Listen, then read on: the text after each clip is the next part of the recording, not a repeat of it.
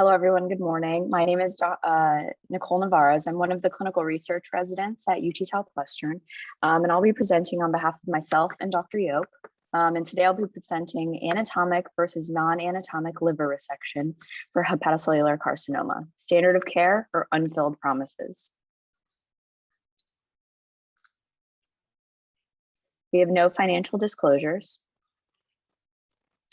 The objectives for today's presentation are to define anatomic resection compared to non-anatomic resection, to discuss the theoretical advantage of anatomic resection for hepatocellular carcinoma, and to compare the evidence for anatomic resection compared to non-anatomic resection, and whether this technique should be considered standard of care during partial hepatectomy for HCC. So why does it matter, anatomic resection versus non-anatomic resection?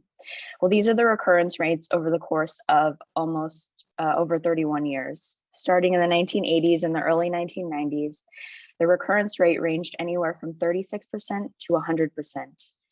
And now, even in 2020 and in the 2010s, this recurrence rate is still anywhere from 28% to 74%.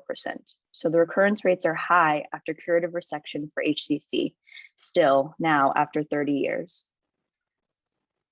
And this brings us to the different types of recurrences in HCC. As was alluded to earlier, there's early and late recurrence. Early recurrence is within 2 years of resection. It's thought to be a true recurrence and associated with poor tumor biology, and this is based on clonality studies. Associated factors are advanced tumor grade, microsatellitosis, and vascular invasion. Whereas late recurrence is after 2 years of resection, and these are thought to be de novo tumors, and these are secondary to chronic liver disease. So what is the advantage of anatomic resection?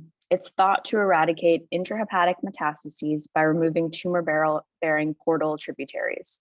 However, a counter argument to anatomic resection are studies showing circulating tumor cells that have been identified throughout the vasculature. A study by Sun et al. In 2018 sampled blood from different sites for patients who were planning on undergoing curative resection for their HCC. And as you can see below, there are high percentages of circulating HCC tumor cells in many places throughout the vasculature, including peripheral veins and arteries, the hepatic vein, the intrahepatic IVC, and the portal vein. So the argument is, why did we choose to only remove the portal tributaries in the anatomic resection when circulating tumor cells can be found in many places throughout the body prior to resection? So what is anatomic resection versus non-anatomic resection? The figure below shows a tumor, which is the black circle labeled with a T. Non-anatomic resection is the dark gray area labeled with A and A prime. The idea behind non-anatomic resection is to resect the tumor and also an adequate margin, but does not take into account the segment or subsegment that the tumor is in. On the other hand, anatomic resection, which is represented by the light gray area, the dark gray area, and our black circle indicating our tumor, is all resected in anatomic resection. And the idea behind anatomic resection is not only is the tumor resected, but also the segment or subsegment that the tumor resides in addition to the associated vasculature that supplies the tumor. So what are the surgical techniques to anatomic resection? There are two that I'll be discussing: ultrasonically guided transection and Glisonian pedicle transection. So first, ultrasonically guided transection. This was first described by Mikuchi in 1985 using indigo carmine dye. It was further modified with indigo cyanine green, or ICG. And this technique uses intraoperative ultrasound to inject dye into portal venous tributaries of the targeted segment, and later the hepatic artery near the hilus is compressed. The problem with this technique is unreliable staining, which ranges from anywhere from 40 to 58%. However, the unreliable staining can be improved using fluorescence imaging system, especially in the case of ICG green or finger compression of the hepatic segment. And these figures show what ultrasonically guided transection technique looks like. So on the figure on the left is indigo carmine dye, and on the right is ICG. Both use ultrasonically guided injection of the dye. As you can see, with the indigo carmine dye, the liver turns blue. And on the right, with ICG, the liver turns green. Then the hepatic artery is compressed, and this segment is resected based on the segment or subsegment that fluoresces either blue or green. The next surgical technique to anatomic resection is Glissonian pedicle transection. The extrafascial approach was first described by Quinault in 1985. Then it was further modified by Takasaki in 1986. The Glissonian pedicle includes a hepatic artery, portal vein, and bile duct, and these are all sheathed in peritoneum in the extrahepatic liver, and then in Glisson's sheath in the intrahepatic liver. The main trunk extrahepatically then divides into primary branches, which still remain extrahepatic. Then further division occurs into secondary branches and tertiary branches, which are intrahepatic. And each secondary branch is comprised of 6 to 8 tertiary branches or cone units, which are then used to guide resection, which I'll show you a schematic in a moment. So this is a schematic of a Glissonian pedicle. And as you can see in the main Glissonian pedicle in the porta hepatis, there is the portal vein, the hepatic artery, and the biliary structures. And as you can see too, the schematic nicely shows that once we get into the secondary branches, they become intrahepatic, whereas the primary branches, the right and left, and then the main branch are all extrahepatic. So Glissonian pedicle transection is ideal when it's right or left hepatectomy is the indicated procedure, because it's easy to access the right or left or the main Glissonian pedicle extrahepatically. It gets more difficult when we want to go into secondary and tertiary branches just because they're intrahepatic and a little bit harder to identify. In addition, for segments 7 and 8, these are particularly difficult segments because the location is away from the hepatic hilus, which is where the Glissonian pedicles are identified and dissected, and multiple tertiary branches supply 1 cone unit. On the figure on the right, this is a 1 cone unit per tertiary branch. So in this case, the tumor is resected along with 3 cone units and 3 portal tributaries. So this brings us to the evidence for anatomic resection compared to non-anatomic resection. And what is it? So I'll go through the good evidence, the better evidence, and the best evidence. The first is the good evidence, which I won't be getting into much detail here, but includes numerous small retrospective cohort studies. The better evidence uses the evidence from the good evidence category into multiple meta-analyses. The first meta-analysis that I'm going to talk about is one by Zhao et al.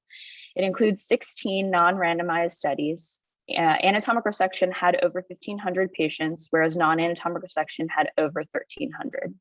The primary outcome was safety, and the secondary outcome was efficacy. This is a nice table from that meta-analysis, and we will zoom in on specific parts of it in the next slides. So first, I'll touch on efficacy. As you can see in the first and second column, which are anatomic resection and non-anatomic resection respectively, with the blue arrows, I'm sorry, that anatomic resection is superior in all of these categories over non-anatomic resection, including 3 and 5 year overall survival, 3 5-year disease-free survival, local intrahepatic recurrence, and early recurrence. But as you can also see, the data in this meta-analysis in multiple outcomes of efficacy is pretty heterogeneous. 3-year, 5-year overall survival, in addition to 3-year disease-free survival.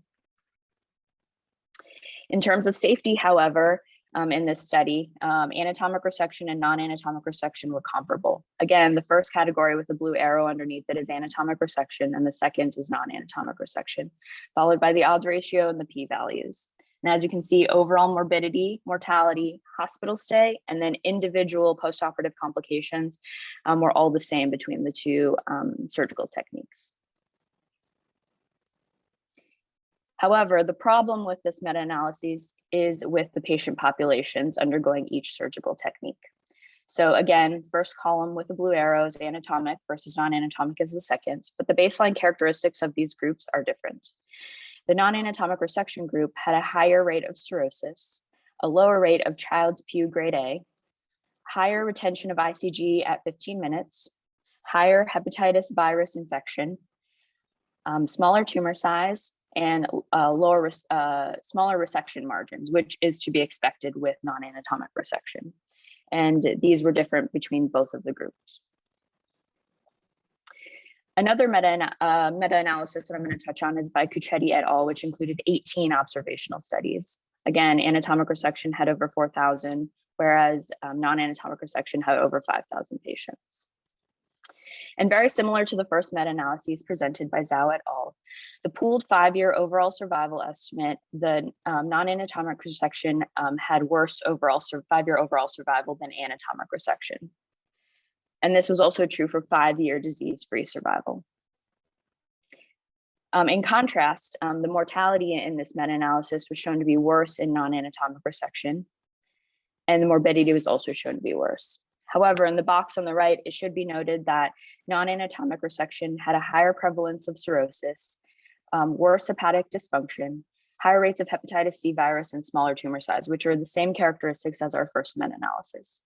And in this meta-analysis, they did a meta-regression analysis that showed that cirrhosis was a negative prognostic factor in 5-year overall survival and disease-free survival. And it should be noted that a lot of the studies in this meta-analysis are very similar to the studies included in our first meta-analysis, yet they came to different conclusions, especially in the mortality and morbidity analyses at the end. But then I'm going to get into these next two meta-analyses, which I think are notable for different reasons. This first meta-analysis is by Morris et al., including one of our co-presenters, which included 43 studies. Anatomic resection had 6,800 patients, whereas non-anatomic resection had 5,500 patients. What was notable about this meta-analysis is that they had a cirrhosis subgroup. And as you can see here, when only cirrhosis is analyzed, the 5-year overall survival was comparable between anatomic resection and non-anatomic resection. Additionally, the 5-year disease-free survival was comparable between the two. However, it should be noted that only 4 of 43 studies reported the data that allowed the patients to be stratified by cirrhosis status. And the last meta-analysis that I'm going to touch on is by Familaro et al. This included 11 studies, and this one is notable because all the studies included are propensity matched, and then there's one randomized controlled trial included as well. And as you can see here, when the patients are propensity matched and then there's one randomized controlled trial, the baseline characteristics that we saw initially that were so different between the patient populations actually go away. Anatomic resection, and in this case, it's called parenchymal sparing resection, but it's also called non-anatomic resection. The patient populations are similar. And in terms of the outcomes, once patients are propensity matched and the baseline characteristics of the patient populations are similar, the overall survival at 1, 3, and 5 years was the same between anatomic and non-anatomic resection.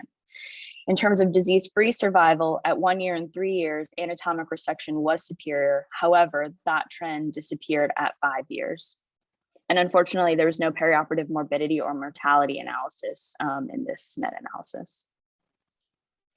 And lastly, this brings us to the best evidence regarding anatomic versus non-anatomic resection. And this is a double-blinded, prospective, randomized trial that compared the two in hepatocellular carcinoma by Fang in 2017. It included 105 patients with HCC. They were either randomized to non-anatomic or anatomic resection with 53 and 52 patients respectively in either group. The inclusion criteria included Child-Pugh grade A and no more than 2 tumors limited to one side of the liver. Exclusion criteria included moderate to severe portal hypertension, invasion or thrombosis of major hepatic vessels, tumors in the caudate lobe, and extrahepatic metastases. Their primary outcome was 2-year local recurrence incidence. And as you can see, anatomic resection was significantly improved over non-anatomic resection at 30 versus 59%. Secondary outcomes included postoperative outcomes, which in this table shows that intraoperative blood loss, transfusion requirement, operative duration, postoperative hospital stay, and postoperative complications were no different between the non-anatomic and anatomic resection groups. The only thing that is different is surgical margin, which again is expected with the 2 different surgical techniques. Another secondary outcome is time to first local recurrence. And as you can see, anatomic resection is significantly longer at 53 months compared to 10 months with non-anatomic resection. And lastly, the other secondary outcomes are recurrence-free and overall survival.